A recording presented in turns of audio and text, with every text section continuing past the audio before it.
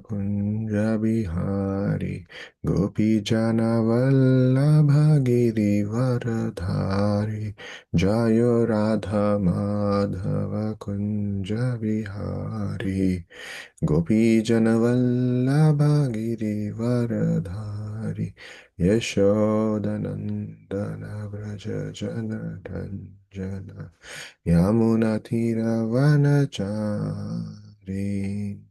Yashodanandana Brajajana Ranjana Yamunatiravanachari. Om Namo Bhagavate Vasudevaya. Om Namo Bhagavate Vasudevaya. Om Namo Bhagavate Vasudevaya.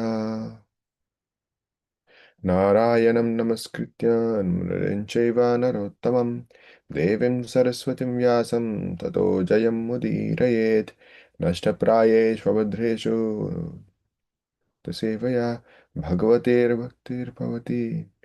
Sorry.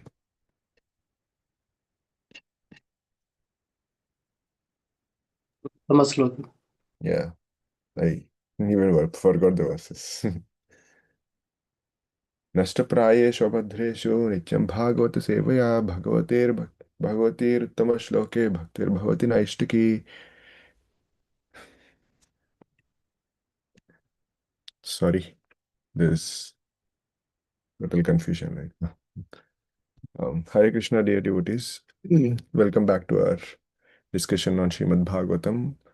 We are, after the wonderful journey that we had with all the devotees sharing their appreciation and realizations on Srimad Bhagavatam, we are back to our regular discussions on Srimad Bhagavatam, Canto 3, Chapter 29, Explanation of Devotional Service by Lord Kapila. We'll restart from verse 20. Yata Vatarato Granam Avritte Gandha Ashayat Evam Yogaratam Cheta Atmanam Avikariyat. Once again. Yata Vatarato Granam Avritte Gandha Ashayat Evam Yogaratam Cheta Atmanam Avikariyat.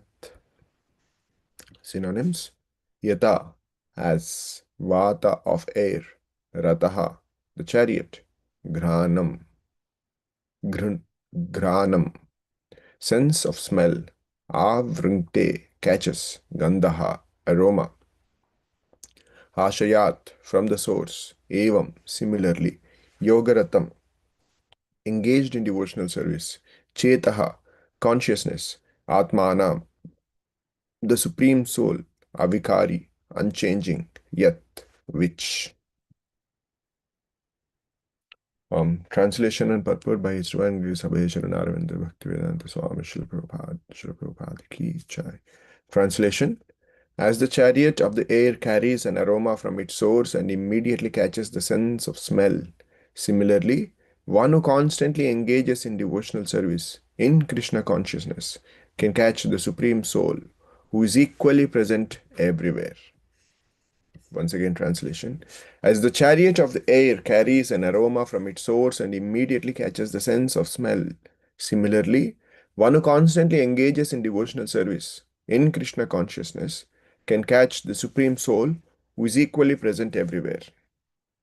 Purport: as a breeze carrying a pleasant fragrance from a garden of flowers at once captures the organ of smell, so one's consciousness saturated with devotion can at once capture the transcendental existence of the Supreme Personality of Godhead, who, in his Paramatma feature, is present everywhere, even in the heart of every living being.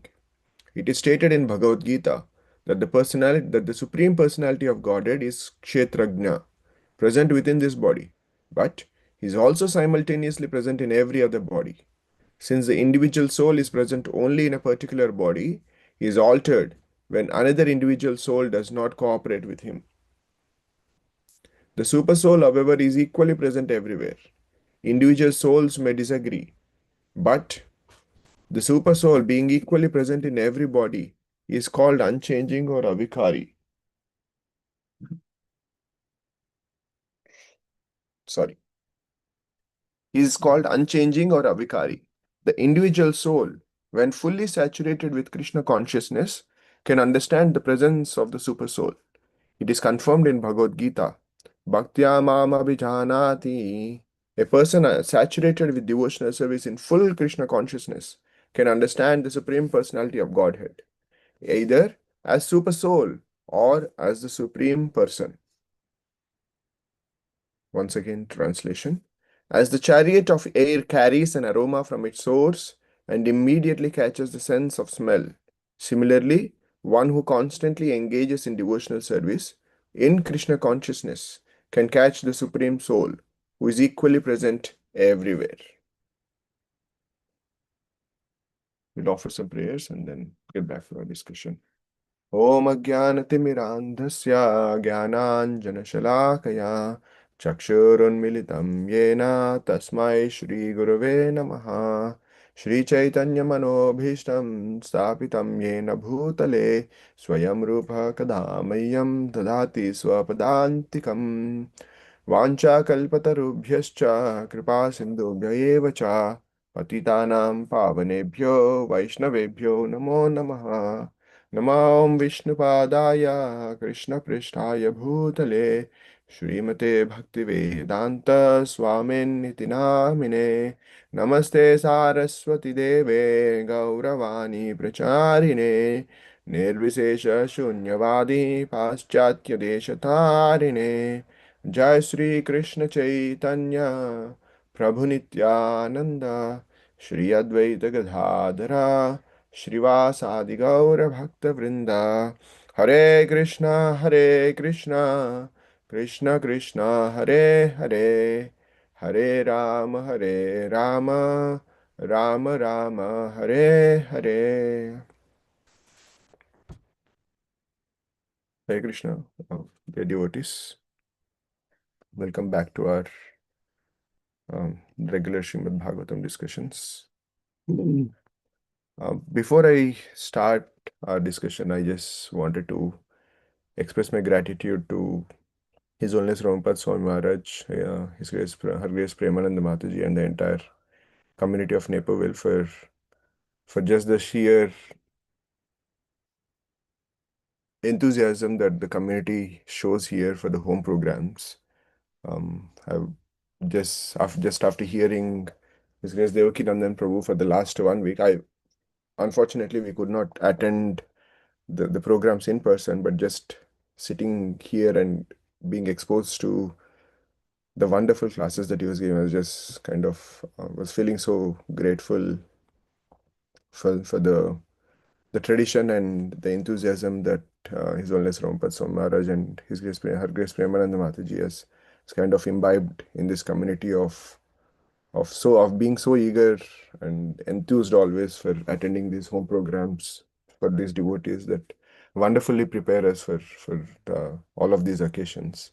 And the way the presentation that Devakinandan Prabhu gave about Karthik and some of these points were just so heartfelt and um, more than just the intellectual part of it, but just a kind of understanding some of these points that Prabhu was saying and being able to just think about them and prepare our consciousness for this Karthik was so wonderful. So, and each of you have played some role in Lakshmikant is always there in the home programs for the audio. So, and each of us in some way or the other have played either some role in hosting these programs or just attending them and in some ways coordinating. So just a heartfelt appreciation and thank you for every member of this wonderful Shishirada Sham Sundar's family of at Naperville.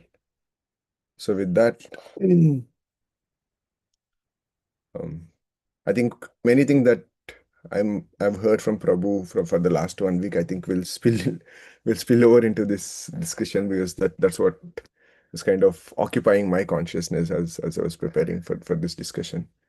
Um, I hope that's okay. Um, so there were two things which I kind of wanted to specifically talk about um, as part of this discussion, and then end it with a story. I have a hard stop at 8 o'clock, so we will try to end it before that. Um, so the two things which I wanted to capture were, the first thing is, in one sense, this is also kind of present in the discussion that Vishwanath Chakravarti Thakur writes in his commentary. These two again, the points that I'm trying to present are taken from the commentaries of our acharyas, including Srila Prabhupada. Is one thing that I was also thinking is that it's like, as we're talking about the sweet aroma that is carried through the flower.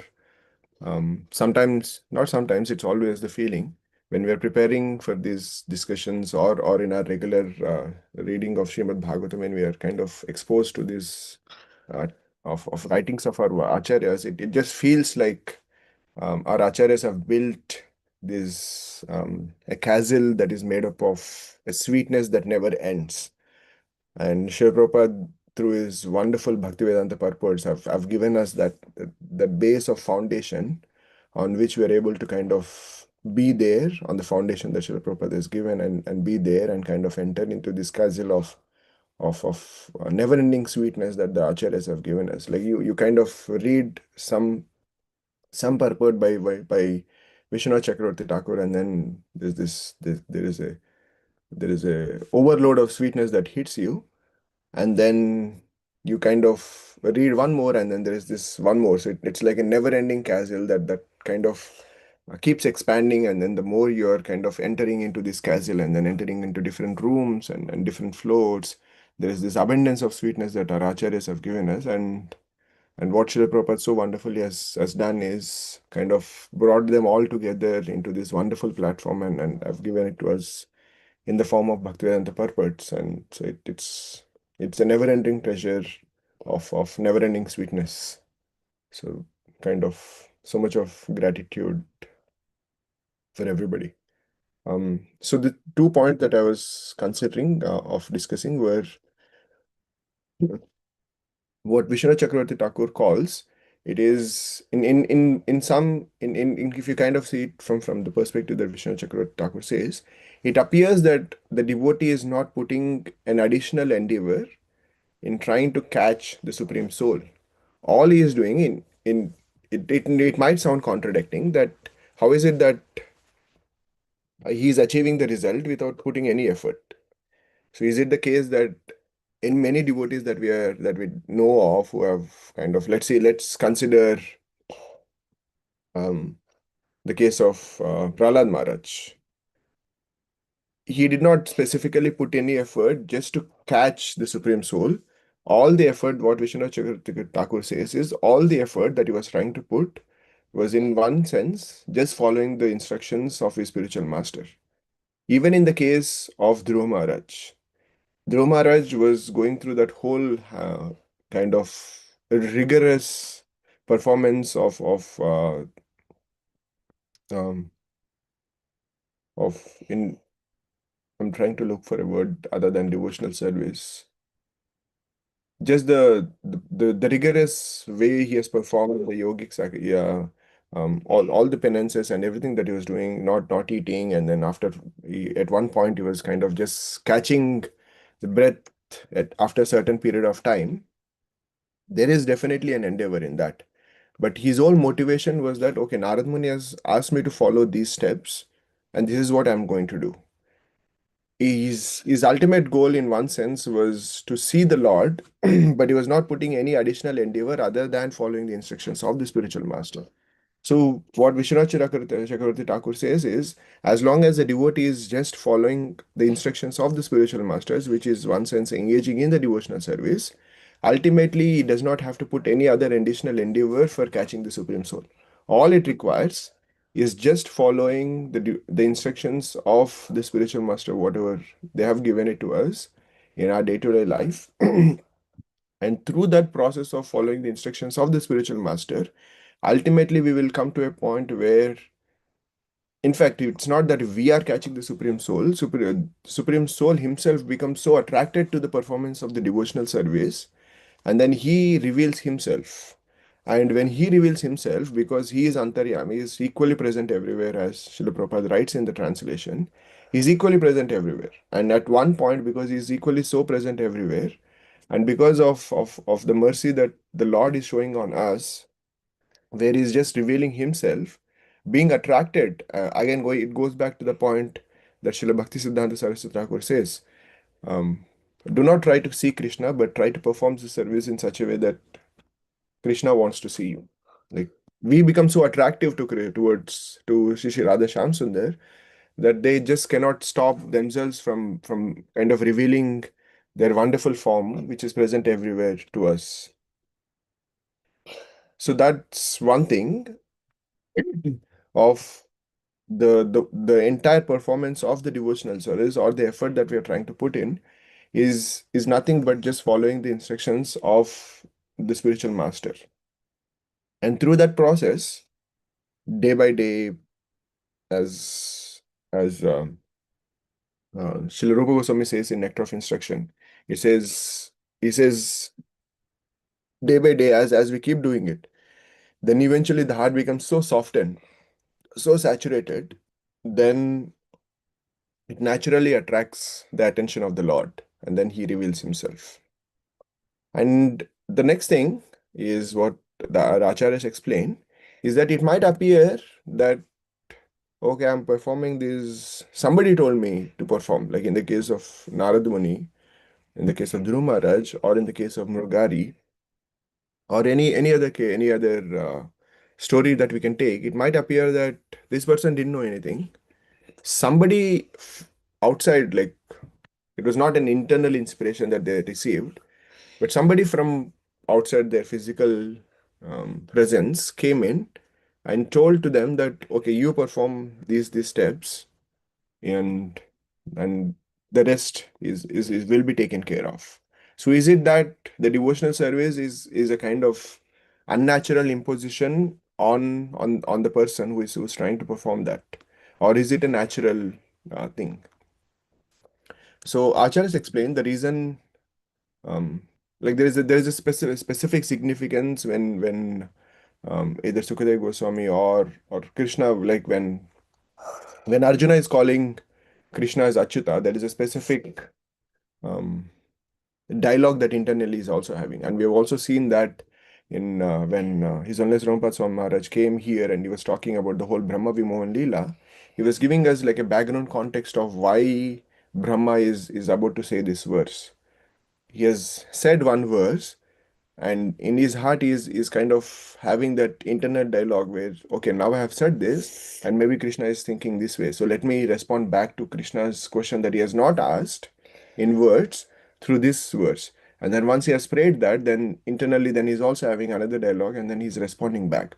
So for every, so that um, going back to that, the word from Chaitanya Charitamrita where it says Nana Artha Kahe. Prati Shabde Nana Artha Kahe. So where it says every word, there's multiple meanings because there's different contexts that are there. And when the specific reason also why our acharyas explain is the significance of this analogy of the nose attracting the smell. They could have taken any other analogy also to kind of explain how one who constantly engages in devotional service in Krishna consciousness can catch the supreme soul. There can be n number of analogies.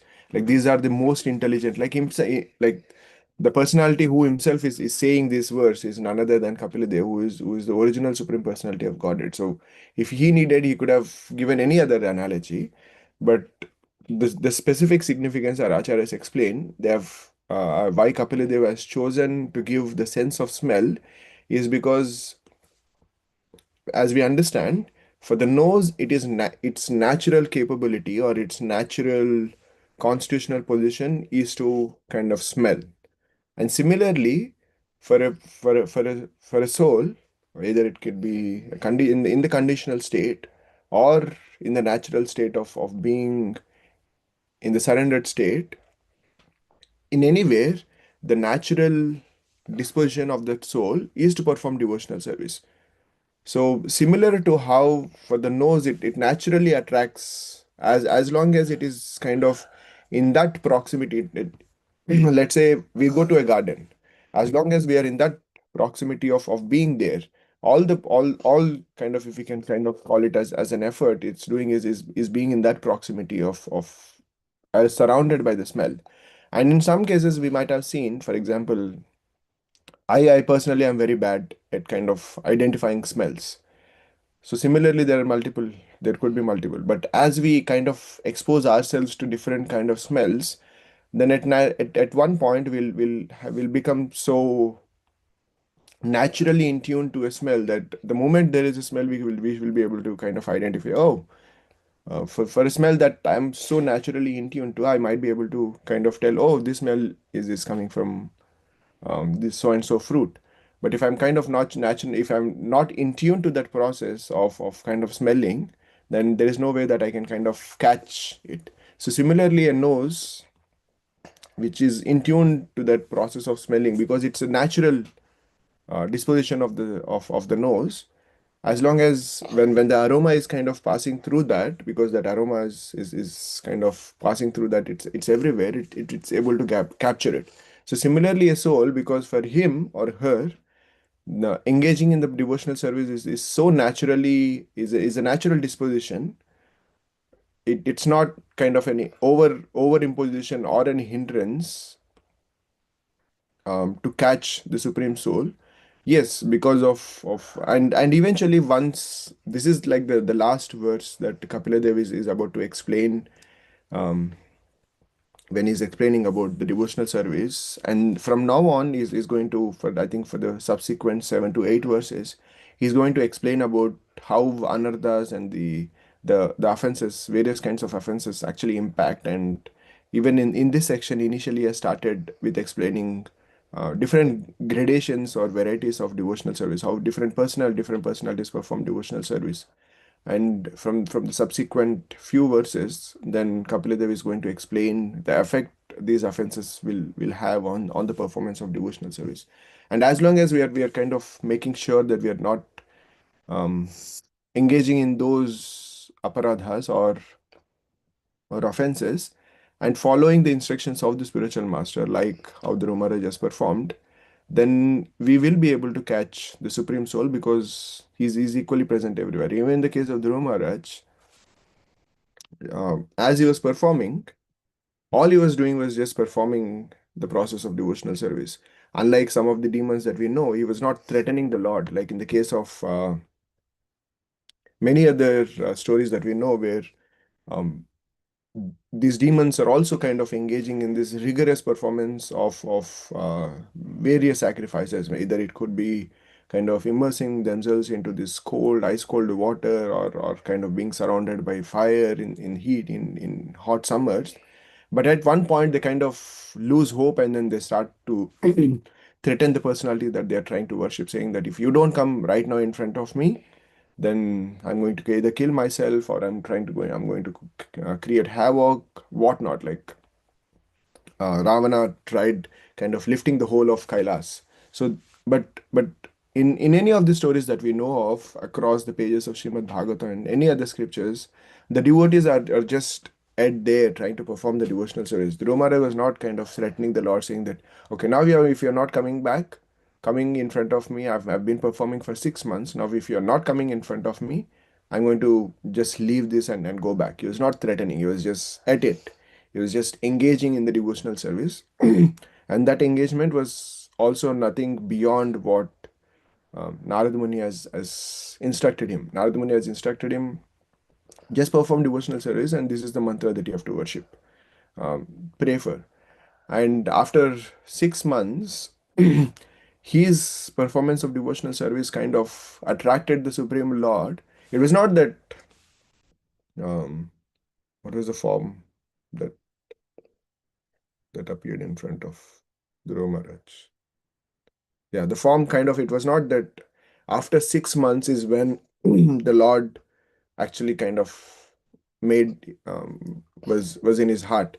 The Lord was always in his heart, as Srila Prabhupada also says in the purport here, saying in his Paramatma feature, he is present everywhere, even in the heart of every living being. So he was there.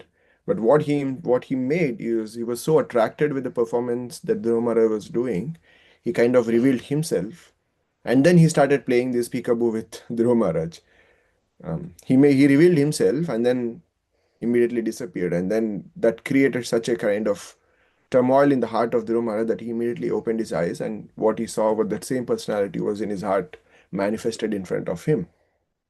So so the process that the devotees are doing is um, the process and the end goal are nothing but the same. The process is engaging in the devotional service, and what happens when the devotees are catching the Supreme Soul is they're still for performing the devotional service.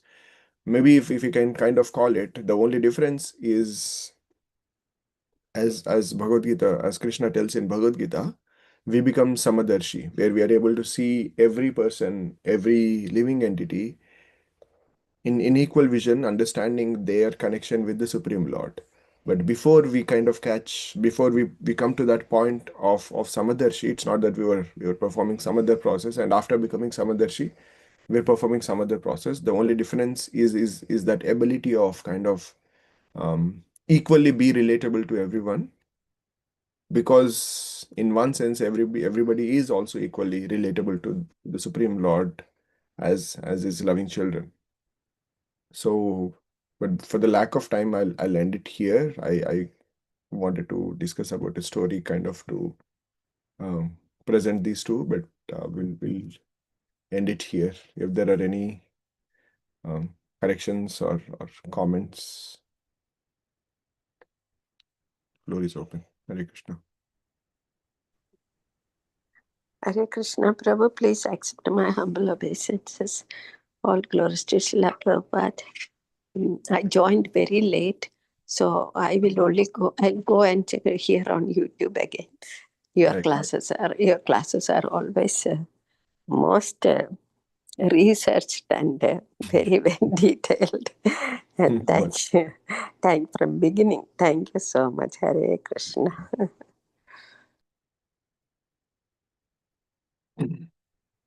If I'm also kind of in rest, so we'll end it here. Hare Thank Krishna, you. Prabhu. Hare Dandavat Krishna. Pranam. Dandavat Mataji, Hare Krishna. Actually, when you were reading the translation, the thought that kept coming to my mind, you addressed two other points, but the thought that kept coming to my mind was just, just by staying alive in Krishna consciousness, they say, right, like Mukti Pade Sadaya Bhak, you become, and here the analogy of, you know, like how you said, just staying alive in that sensation of this the nose, then because the Lord is everywhere, then we are able to, the nose is able to pick that up. Correct. So for me this morning, it was a very nice teaching, because I was thinking, that's all I wanted to hear. I just have to stay alive. Someday, someday it will happen, and I have to stay patient. So anyway, those were my takeaway points. Thank you so much. That was a wonderful addition. Thank you. We'll end it here. Hare Krishna. Vancha kalpatarubhyascha kripa sindhubhya cha patitanam pavanebhyo vaishnavibhyo namo. Anantakoti Vaishnava Vrinda ki jai. Shri Prabhupada ki jai. Hare Krishna.